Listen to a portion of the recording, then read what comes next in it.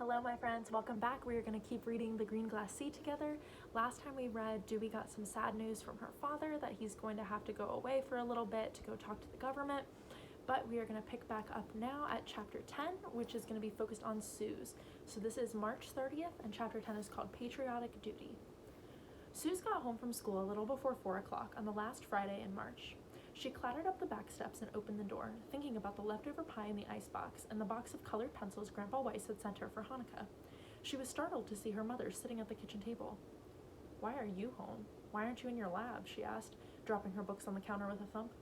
"It's nice to see you too, sweetie," said her mother, putting down her coffee cup. "Sit down and have a Coke with me." She patted the chair next to her. Suze nodded, but her radar was on alert. Something was up. She racked her brain to see if there was anything she'd done in the last week that she might have been gotten caught at, but came up blank. Things have been pretty boring lately. Just school. Her mother arched one eyebrow and cocked her head in the direction of the Coke bottle. Suze sat. "How was school?" Her mother lit a Chesterfield and put the match into the ashtray Daddy had given her for Christmas. A square of glass with a picture of a skunk with Hitler's face. "Jam your butts on this skunk," it said. "Okay," Suze said wearily. "We're doing all the states around here. The West, cowboys, and buffaloes. It's pretty interesting." She took a drink of Coke, and long division and spelling in the afternoon. The subjects in this school were about the same as she had in her old one, except there was hardly any science. Suze thought that was weird because the Hill had more scientists than any place in the world, probably, but they were all too busy working on gadget stuff to teach kids, and most of the mothers who had been to college worked in one of the labs as a computer or a secretary. Suze figured that was because they could understand what they were typing. "That's good," her mother said.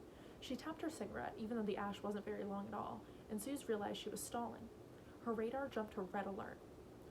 "I think there's enough space in your room for a second bed, don't you, Suze? I mean, if we moved your dresser over against the other wall, put the desk out in the living room, I think we could fit another twin bed, or at least a cot in there."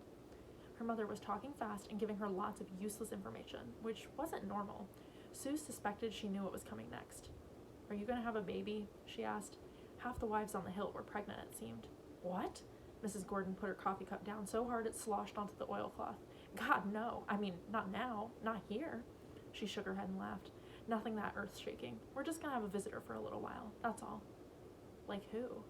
No one on the Hill was allowed to have guests from outside, except Oppie, and that was only VIPs from Washington or Chicago, who stayed in the big house by the lodge. The Hill was pretty crowded, but they wouldn't make a big shot sleep in a kid's room, would they? "Well, you remember Jimmy Kerrigan, the tenor in my singing group? We went to his house in Morganville last summer once, right before school started. Anyway, he asked to..." Suze didn't hear the rest of the sentence because she felt like she was going to throw up. That was Screwy Dewey's father. No, Mom couldn't mean her. It had to be someone else. It had to be... "Suze, have you heard a word I've said?" Suze bit her lip and nodded. "Okay, then." Mrs. Gordon took a puff of her cigarette, ground it out in the ashtray, and continued.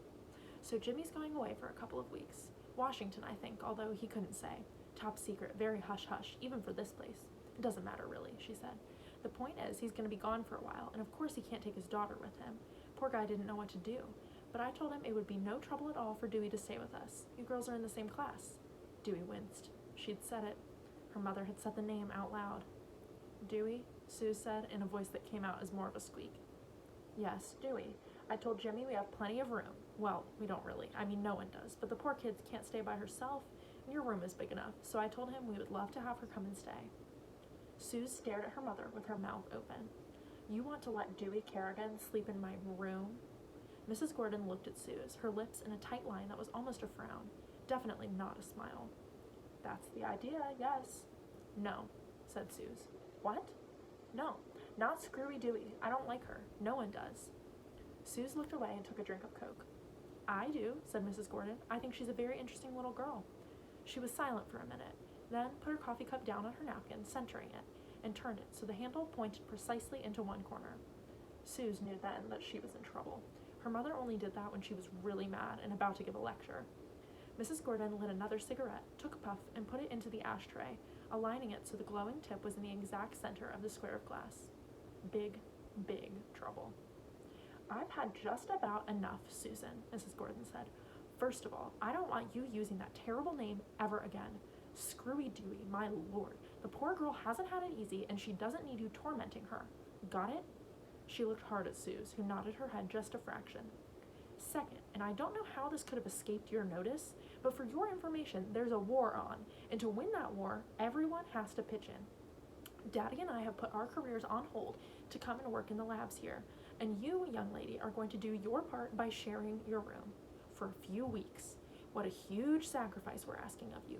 Huge. Mrs. Gordon stopped and took another puff of her cigarette, blowing the smoke out with an annoyed hiss. What kind of person, she continued, what kind of patriotic American would be selfish enough to force one of our best scientists to choose between keeping his daughter out of an orphanage, or worse, and saving the world from Hitler, just so you can have your own room? How do you think? Suze slumped down in her chair and let her mother's rant wash over her. She didn't think that even Mom really believed the Nazis would win if Screwy Dewey didn't sleep in her room, but she knew when she was licked. Well, do you have anything to say for yourself? Asked Mrs. Gordon when she had finished. Suze sighed. When's she coming? Monday. I'll go down to the housing office and see about getting another bed. Mrs. Gordon stubbed out her cigarette and stood up. She went to the back door, then stopped, one hand on the knob, and turned around, attempting a smile. It'll be fine, she said. You'll see. Suze said nothing. Life as she knew it was over. Again. Chapter 11. April 2nd. Changing of the guard. Jimmy Kerrigan put the brown suitcase down on the floor beside the fireplace in the Gordons' living room. That's the last of it, Terry, he said. If the weather warms up much, she'll need to go back to our place and get some lighter clothes, and she may want some books that didn't make her first cut, but I think she's basically covered for the next couple of weeks. He sat down on the arm of the nubby green sofa. The red metal box of Dewey's erector set lay on the seat. I can't tell you how much this means to me. I know, said Terry Gordon. It's hard, but I'm glad she's here. She's a bright, interesting kid. I'm happy to get the chance to know her better. In my copious free time, she laughed, and I think Suze will enjoy the company, once she gets over the snit she's in. Are you sure it's not going to be a problem for her? I'm sure. It's just she's an only child, and she's pretty used to getting her own way. I think this will be good for her. And even though she hasn't said anything, I suspect she's been getting kind of lonely, especially in the evenings, what with both Phil and me working until all hours. Tell me about it. I don't think I made it home for supper 2 nights in a row all last month. I'm sure Dewey will be glad to have someone to talk to over the macaroni, won't you, Dews? He turned to the kitchen doorway where Dewey was standing motionless. I guess so, she said. I should get going, he said to Terry. The train leaves Lamy at 6, and I have to swing by the lab and get my briefcase. He picked up his hat and brushed a few tufts of white cat hair off the pants of his dark blue suit. Don't worry about a thing, Terry said. We'll all be fine. Really. She patted his arm. I'll stay up here, let you two say goodbye in private. Or what passes for private in this goldfish bowl. She turned to Dewey. You go on down with your dad, with your papa. I'll fire up the Black Beauty and make us some Ovaltine, okay? Okay, said Dewey. She didn't move. Jimmy put his arm around her. Come on, Dews, it's not the end of the world. I'll be back in a couple weeks. Want me to the car? Walk me to the car? He held out his hand. Dewey nodded and took his hand. They walked slowly down the stairs to the road. There were no other kids around, no other people, because it was the middle of a Monday afternoon, and everyone was in school or in the labs. They stood for a minute on the bottom stoop in an awkward silence. Dewey didn't know what to say. She was trying very hard not to cry. Papa had gone away before, lots of times, her whole life. It was an ache she ought to be used to by now, but she never was. He crouched down so they were eye to eye. I love you, Dews, he said quietly. I love you more than anything else in the world. You're my girl. He pulled her into a hug and kissed the top of her head. Dewey hugged him back fiercely, holding on to him as if she could imprint the sensations of that moment onto herself. The touch of his arms, the smell of his aftershave, the soft, scratchy wool of his suit, the warmth of his breath against her ear, and saved them for later. She hugged him for a long time, until he finally pulled away, gently, and whispered, I have to go, but I promise I'll be back as soon as possible. His eyes shimmered with tears. He kissed her again, once on each cheek, and stood up. I'll write when I can, he said, if I can. He brushed his hand across her curls, and then got into his green Studebaker and drove down the road toward the tech area. His tires kicked up a little plume of dust as he went around the corner, and then he was gone. Dewey stood on the concrete stoop, staring at the road until the dust had settled back to dirt. A tear trickled down her cheek, and she pushed her glasses up and wiped it away on the back of her wrist. Dewey? Mrs. Gordon was at the top of the stairs. She came down, one careful step at a time, as if trying not to make any sudden moves that might startle Dewey. She paused on the last riser, put out a hand, and touched Dewey's shoulder. Dewey wondered for a moment if Mrs. Gordon was going to try and hug her, and wasn't sure if she wanted that. But Mrs. Gordon just rested her hand on Dewey's sweater for a few seconds, and squeezed her shoulder a little. I'm glad you're going to stay with us, she said. Let's have some Ovaltine, then we can get you unpacked. Dewey sniffled once, then nodded and turned around, following her up the steep wooden stairs. I expect Suze will be home about 4, Mrs. Gordon said, pouring the Ovaltine from the saucepan on the front burner of the big black iron stove. But you knew that, didn't you? I keep forgetting you girls are in the same class. Except for math? Suze says you take math with another class? She put 2 teacups full of the malty chocolate onto the table and sat down. Yes, ma'am, I do algebra with the high school kids, Dewey said, sitting down in a chair on the other side of the table. Mrs. Gordon raised an eyebrow. That's a big jump, from 6th grade to high school. I guess so, but Papa started teaching me numbers when I was little. He says I could add before I could read. She took a sip. This is very good, thank you, Mrs. Gordon. Mrs. Gordon sounds so formal, she said. If you want, you can call me Terry. Everyone else does. Dewey thought for a minute.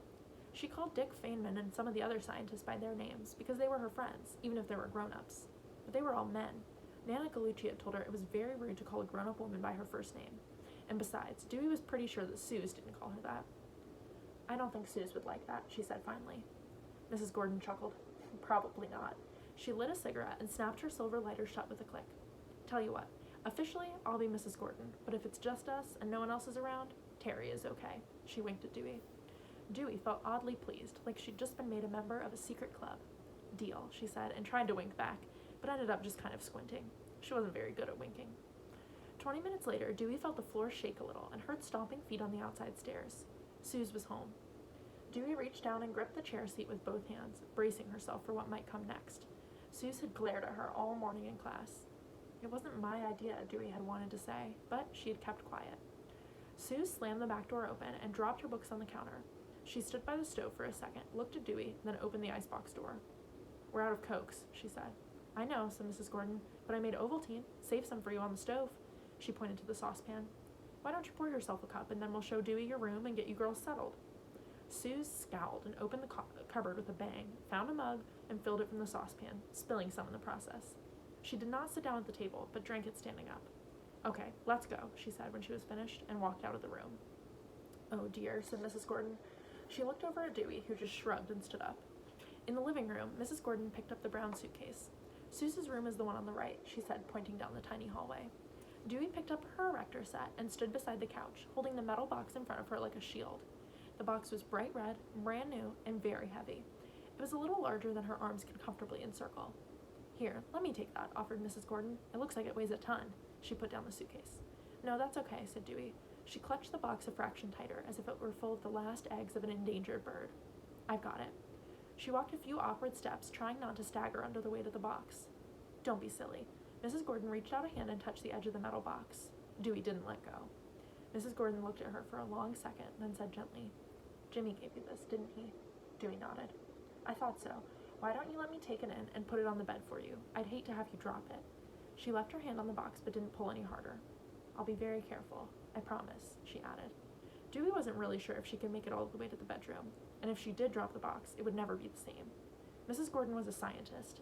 Maybe she understood how important it was. Dewey eased one hand off.